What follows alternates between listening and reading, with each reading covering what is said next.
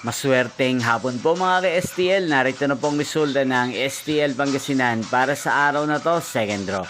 July 25, 2025, araw ng Biyernes. Naway ang mga natayahan niyo po mga numero kanina ay manalo nawa ngayong hapong ito, 5 PM. Kaya't kunin niyo na po ang inyong mga ticket. Narito na po ang resulta. Ang mga numerong nanalo sa STL Pangasinan ngayong hapong ito, July 25, 2025.